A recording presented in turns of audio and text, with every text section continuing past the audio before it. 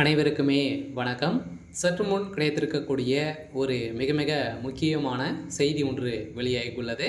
சற்று முன் உதயநிதி கதை முடிந்தது, போலீஸ் குவிப்பு, பரபரப்பு, இது மாதிரி பார்த்தீங்கன்னா செய்திகள் வெளியாகிருக்கு.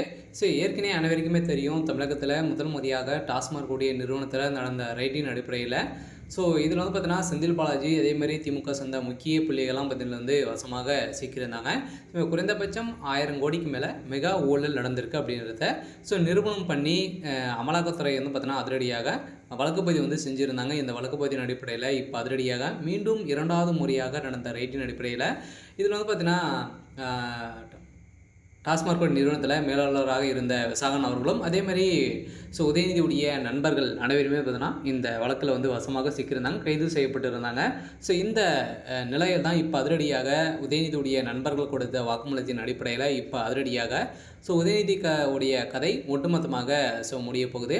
இதை பற்றி இந்த வீடியோவில் நம்ம முழுமையாக பார்க்கலாம். அதுக்கு முன்னாடி நம்ம சேனலுக்கு இப்போ தான் நீங்கள் முதல் முறையாக வந்திருக்கீங்க அப்படின்னா மறக்காமல் நம்மளுடைய சேனலை சப்ஸ்கிரைப் பண்ணி சப்போர்ட் பண்ணுங்கள்.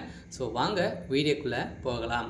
பார்த்தீங்கன்னா உதயநிதி ஸ்டாலின் அவர்கள் பார்த்தீங்கன்னா இப்போ துணை முதல்வராக இருக்கார். வருகின்ற சட்டமன்ற தேர்தலுக்காக பார்த்தீங்கன்னா திமுகவுடைய அரசு மீது நிறைய புகார்கள் எழுந்திருக்கக்கூடிய நிலையில் இந்த புகாரின் அடிப்படையில் இப்போ டாஸ்மாக் நிறுவனத்தில் நடந்த ரைடின் அடிப்படையில் இப்போ பார்த்தீங்கன்னா அதிரடியாக உதயநிதி மீது தான் இந்த வழக்குகள் மொத்தமே பாய்ந்திருக்கு.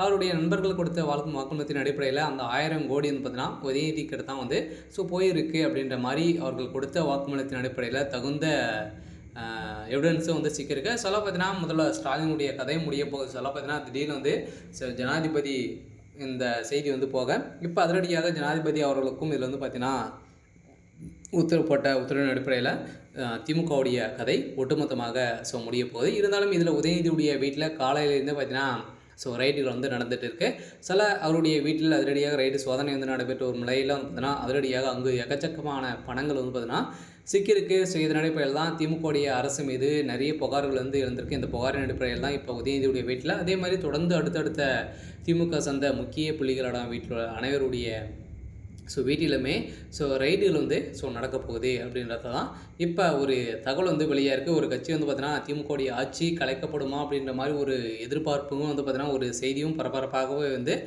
பேசப்பட்டு வந்திருக்கு. பார்த்தீங்கன்னா திமுக செய்யக்கூடிய அனைத்து ஊழல் பட்டியலும் பார்த்தீங்கன்னா இப்போ வெளிப்படையாக அண்ணாமலை அவர்கள் வெளியிட்ட சம்பவத்தின் அடிப்படையில் தான் இப்போ அதிரடியாக திமுகவில் ஒரு களைக்கட்டி வந்திருக்கு. எங்கே போனாலும் வருகின்ற சட்டமன்ற தேர்தலுக்காக திமுக பார்த்தீங்கன்னா ஒரு மிகப்பெரிய வேஷம் போட்டியிருக்காங்க. இந்த வேஷத்தை பார்த்தீங்கன்னா கலைக்கக்கூடிய விதத்தில் தான் இப்போ எதிர்கட்சிகள் அனைத்துமே செயல்பட்டு வராங்க.